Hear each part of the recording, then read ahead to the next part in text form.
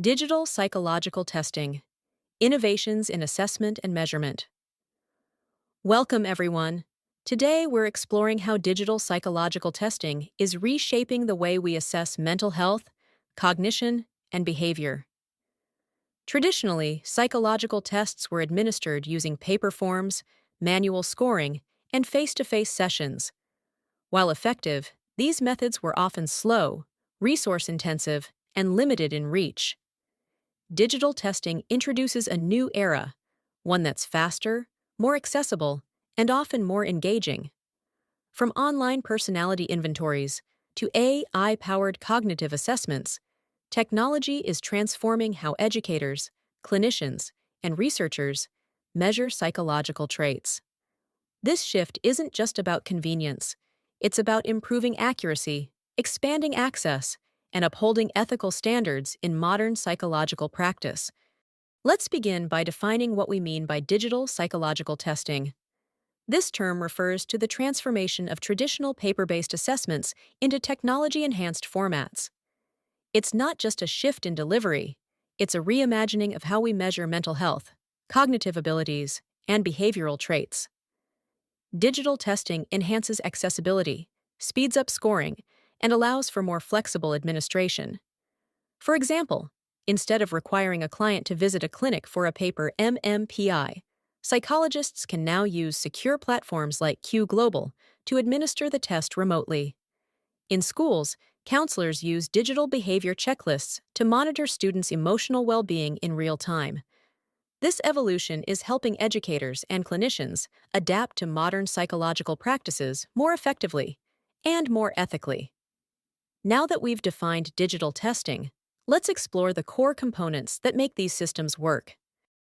Digital psychological tests are built on three essential components: test platforms, item formats, and scoring algorithms. First, the test platform is the interface, the app or website where the test is delivered. It must be user-friendly, secure, and accessible across devices.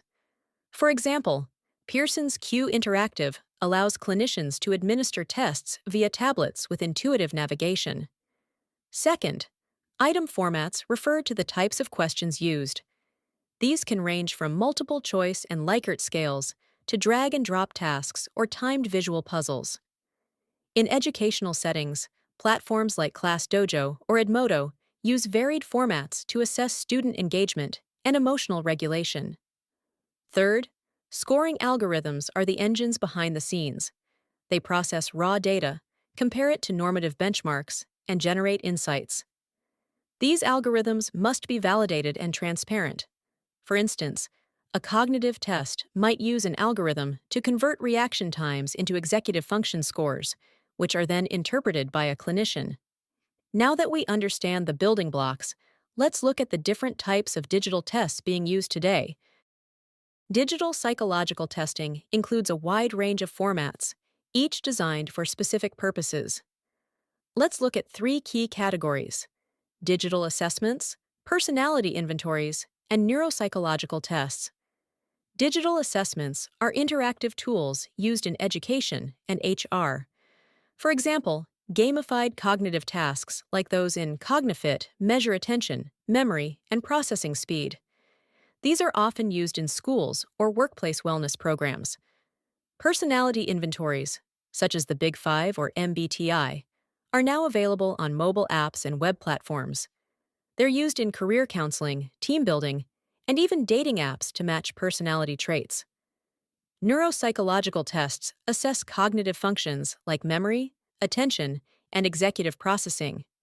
These are critical in diagnosing conditions like ADHD, dementia, or post-concussion syndrome. Tools like CNS, Vital Signs, or Cambridge Cognition offer digital versions that can be administered remotely. Let's now explore why digital formats are gaining popularity and what advantages they offer over traditional methods. Digital formats offer several compelling advantages: automated scoring, adaptive testing, and multimedia integration. Automated scoring eliminates manual errors and speeds up interpretation.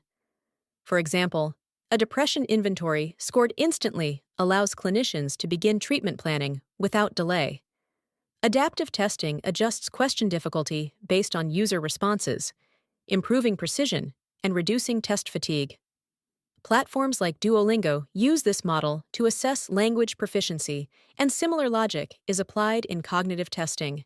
Multimedia integration, such as audio, video, and interactive visuals, makes assessments more engaging and accessible. This is especially helpful for children, neurodiverse individuals, or those with limited literacy. Beyond these technical advantages, digital testing also brings practical benefits that impact access, cost, and responsiveness.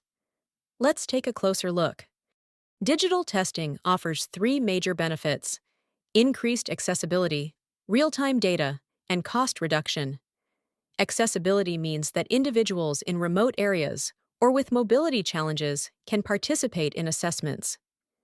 Telehealth platforms like BetterHelp and Talkspace rely on digital tools to reach clients who might otherwise go unserved. Real-time data allows practitioners to respond quickly.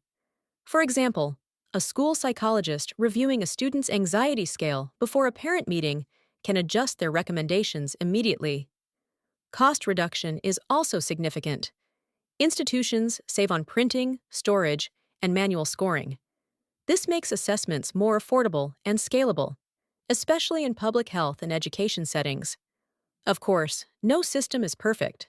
Let's now examine the challenges that come with digital psychological testing. Despite its benefits, digital testing presents several challenges: technical issues, the digital divide, and data privacy concerns. Technical issues, such as software glitches or connectivity problems, can disrupt assessments and affect reliability. Imagine a timed cognitive test freezing mid-task. The results may no longer be valid. The digital divide is another concern. Not everyone has access to devices or stable internet. This can exclude low-income or rural populations, undermining the fairness of the testing process. Data privacy is critical. Psychological data is deeply personal. Platforms must use encryption and comply with regulations like HIPAA and GDPR to protect user information. A breach could compromise not just confidentiality, but trust. These challenges highlight the need for strong ethical foundations. Let's explore the ethical principles that guide responsible digital testing. Ethical practice is essential in digital psychological testing. Three key principles guide this work: informed consent, data protection, and fairness. Informed consent means participants must understand what the test measures, how their data will be used, and what rights they have. This is especially important in remote or automated settings. Data protection requires robust security protocols, encrypted storage, access controls, and regular audits. Platforms like RedCap and Qualtrics are designed with these safeguards in mind. Fairness means addressing bias in algorithms. Developers must continuously evaluate and adjust digital tests to ensure equitable outcomes. For example, if an AI scoring system consistently rates certain cultural groups lower on leadership traits, that's a red flag. But ethics aren't always clear-cut. Let's look at some real-world dilemmas that challenge our decision-making. Ethical dilemmas in digital psychological testing often arise when innovation moves faster than regulation. These dilemmas are not abstract. They're happening in schools, workplaces, and clinics today. For example, in schools, some districts have adopted digital emotional screening tools to identify at-risk students. While the intention is positive, cases have emerged where parents were not informed or consent was not obtained. This raises serious questions about autonomy and transparency. In the corporate world, personality inventories are sometimes used to filter job applicants. A 2020 article in Industrial and Organizational Psychology highlighted concerns that companies often fail to explain how results are interpreted, which can lead to unfair discrimination and bias in hiring. In clinical practice, AI-driven scoring systems present another dilemma. Research published in Frontiers in Psychology has shown that algorithms may unintentionally disadvantage certain groups. For example, non-native speakers scoring lower on verbal reasoning tasks. This challenges fairness and equity. These examples illustrate the tension between efficiency and ethics. Practitioners must balance the benefits of digital testing with the responsibility to protect participants' rights. So here's the question I want you to reflect on.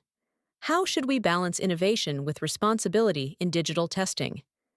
This is where ethics meets practice, and where your future role as a psychologist, educator, or researcher truly begins.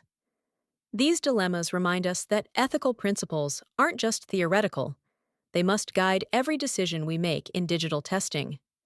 Let's now explore how emerging trends like AI and mobile platforms add new layers to this conversation. Digital testing is evolving rapidly. Let's look at three major trends: AI integration, mobile accessibility, and personalized assessments. AI tools like MindStrong analyze smartphone behavior to assess mental health passively. TQ Intelligence uses voice analysis to detect emotional distress in youth therapy. Mobile apps like Thrive 360 deliver wellness check-ins, while Coco integrates mental health support into platforms like Discord and Slack. Personalized assessments are also on the rise. Lumosity adapts cognitive training to user performance, and Cambridge Cognition tailors neuropsychological tests for clinical and research settings. These innovations offer exciting possibilities, but they also raise new ethical questions. Let's reflect on the broader significance of digital testing and how we can use these tools responsibly. Digital psychological testing represents a transformative shift in how we assess and understand human behavior. It enhances accessibility, engagement, and efficiency, while paving the way for future innovations in education and clinical psychology. But with great power comes great responsibility. As educators, clinicians, and researchers, we must ensure that these tools are used ethically, validated rigorously, and designed inclusively. The goal isn't just to digitize, it's to improve lives through smarter, fairer, and more responsive assessment practices. So how do we move forward? Let's close with a call for responsible exploration. As we move forward, responsible exploration is key. We must embrace digital tools while prioritizing ethical practices and data protection. That means asking tough questions, involving diverse voices, and staying informed about emerging risks and opportunities. Whether you're designing a new assessment, selecting a platform, or interpreting results, remember, technology is a tool. It's how we use it that defines its impact. Thank you for being part of this important conversation.